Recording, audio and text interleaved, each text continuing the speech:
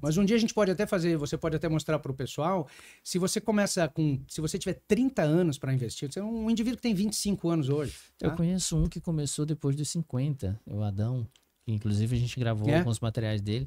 Daqui de Fortaleza, o cara hoje tá bem. É bem possível. Agora sim, tem aquela regularidade, todo mês investe disciplina, valor, tem aquela disciplina, aquela coisa. E realmente hoje ele tá com um grande valor investido, então já tá se preparando já para quando parar mesmo, já tá bem. Hoje ele já tem os ativos que ele recebe mensal, então ele já tem uma verba que ele recebe dali que já... Se ele quisesse parar hoje de trabalhar, ele tem uma loja de ternos, né? Certo. Então assim, hoje, se ele quisesse parar hoje, ele pararia e viveria só daquilo, só daquela renda dele lá. Tá... Perfeito. E você vê, isso é totalmente possível, isso aí que você está falando. Só que no Brasil a gente já tem tanto picareta, verdade. tanto golpe, tanta coisa rodando por aí, que quando chega uma coisa séria, como o mercado financeiro, a gente fica com aquele receio. Muito receio. E isso aí o que acontece? Só perdemos com isso. Então é importante que o pessoal saiba que é interesse dos participantes do mercado financeiro, qualquer que seja ele, no mundo inteiro, que tenha credibilidade. Um mercado financeiro sem credibilidade não existe, né? Aí não vai ter um mercado financeiro, aí todos perdem. Então é interesse dos participantes do qualquer mercado financeiro que aquilo ali seja sério, correto, íntegro, que funcione. Mas nós estamos vendo, Elton, eu acho, pelo menos, que essa geração mais nova, que nasceu depois dos anos 2000, está ficando mais arrojada.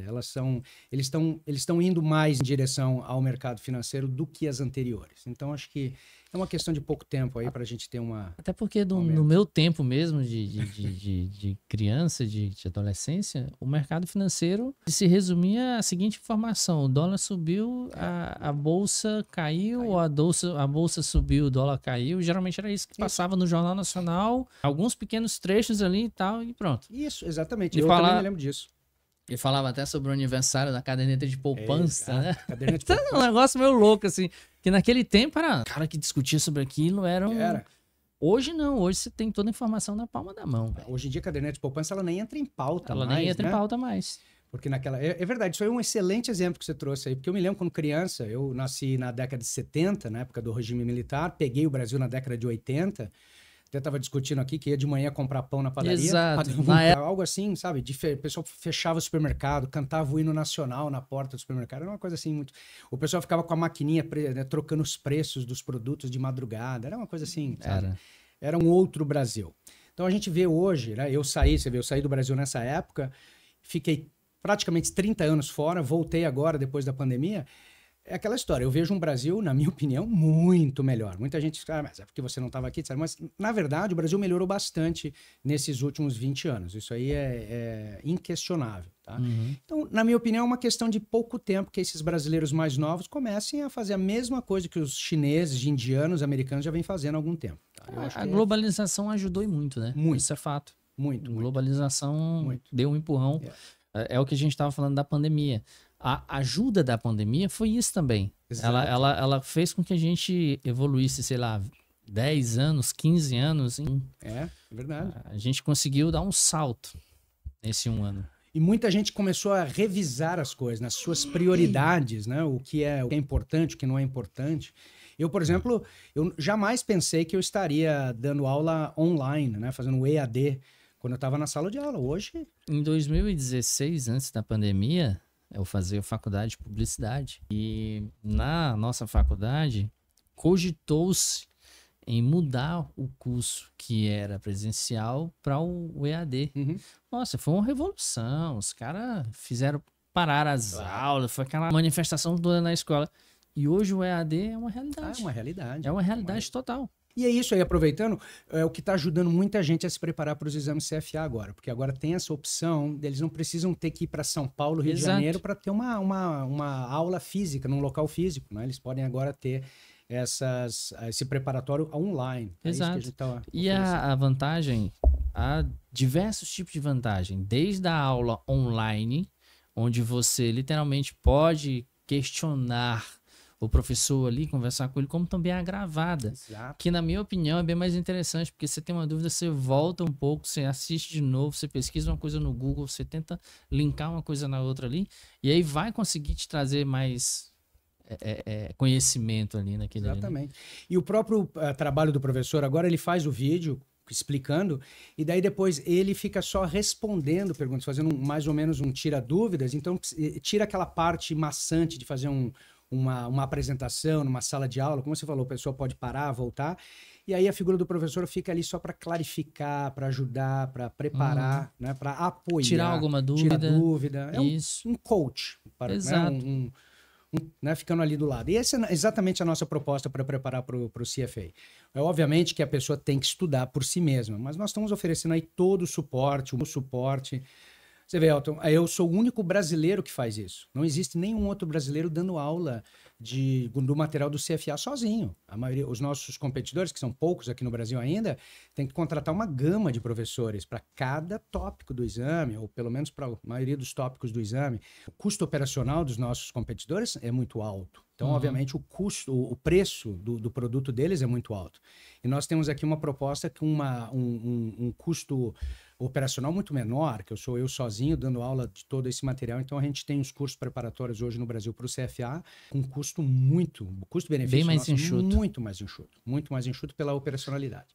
E só aqui para vender um pouco o meu peixe, no mundo inteiro, são 6 pessoas que fazem o que eu faço, que é dar aula de todo o material do CFA. São 6 no mundo. Um nos Estados Unidos, um no Canadá, tem 2 colegas na Índia, um na China e tem eu aqui na América Latina. Então, realmente, não é algo fácil. Não é para qualquer um. Não é.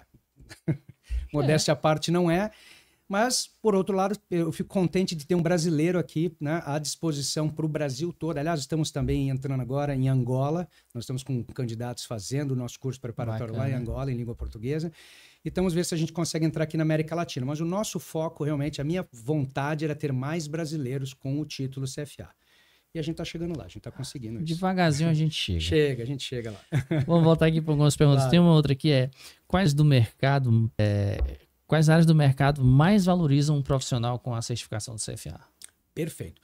Olha, como no Brasil nós são poucos, né? E lembrando aqui aos ouvintes, são 3 exames, o Level 1, 2 e o 3. Então, já passando no Level 1, já abre muitas portas, né? Por exemplo, aí nós temos aí as grandes instituições financeiras brasileiras contratariam alguém com CFA Level 1. Fácil. Né? Claro, vai depender também da personalidade da pessoa, etc. Mas, assim, em termos de currículo, é fundamental. Tá? O CFA Level 1 ele é equiparável a um MBA em finanças aqui no Brasil, das melhores universidades que você possa imaginar. Tá? Isso já é um ponto a ser destacado. Agora, em termos de carreira, eu quero que os ouvintes prestem atenção nisso aqui, que é uma opinião, mas é uma opinião educada da minha parte. As máquinas estão chegando, né? Os robôs estão aí. Nós temos hoje portfólios, carteiras gerenciadas 100% por robôs. Yes. Tem, muito, 100%.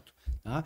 O papel do ser humano ali, fora os técnicos em TI, os indivíduos, os programadores, o profissional de finanças, são poucos aqui, eles estão na área de coordenação. Então aí vem a resposta. O título CFA daria a capacidade do profissional de ser um profissional de gerenciamento. Não é um profissional ali que vai trabalhar com os números e vai fazer os cálculos. Isso aí a máquina vai fazer.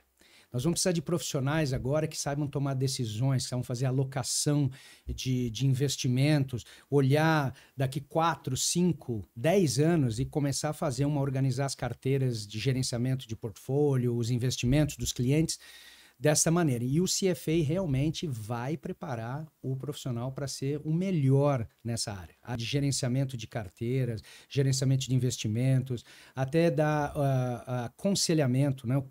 Ser o conselheiro financeiro.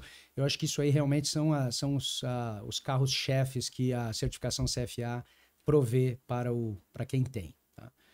Ela está muito distante das outras. As outras certificações que nós temos aqui no Brasil, como você comentou, aqui no Brasil nós temos CEA, o CEA, nós temos CPA 10, CPA 20, nós temos CFP, CGA. São certificações nacionais e elas ajudam o profissional a ter um certo conhecimento, mas o CFA disparadamente sobrepõe sobre todas elas. Bem mais pesado. Bem. Só adicionando, por exemplo, hoje o CGA, né, que é o gerenciamento lá autônomo, né? Ele pode, se você tiver o CFA, ele pode ser equivalente. Você faz uma equivalência e você pode, então, aí ter o CGA sem ter que fazer os exames. Exames como eles têm que fazer. Faz apenas um exame de equivalência. Então, as coisas estão ficando nesse sentido. Muitas certificações nacionais agora estão usando o CFA como uma equivalência. Realmente. Bem interessante. Existe um perfil ideal para o candidato? Olha, o perfil ideal para o candidato necessariamente não. Tem que ter disciplina, tem que ter vontade, tem que gostar de finanças, obviamente, tem que querer trabalhar no mercado financeiro. Agora, o perfil para passar nos exames, não. É claro, né? A gente sempre tem que lembrar. A gente tem que lembrar dos colegas da escola, né? Quais eram os colegas da escola que não precisavam nem estudar e passavam nos exames tranquilamente? Existem indivíduos com esse cérebro, né? Sim. Então, esses aí, obviamente, têm um perfil aí para passar em exames. Agora, eu tenho colega, eu mesmo, por exemplo, são 3 exames, né? Eu não passei no primeiro exame na primeira tentativa, nem no segundo. Eu só no terceiro que eu passei na primeira. Não tem problema, muita gente demora um pouco para passar. Não passou na primeira, não passou na segunda, passa na terceira, enfim, que seja, né? No final das contas, ninguém vai perguntar quantas tentativas você fez para tirar o título. E é tá? até melhor, porque você vai sempre aprendendo, vai aprender mais. Mas não tenha dúvida.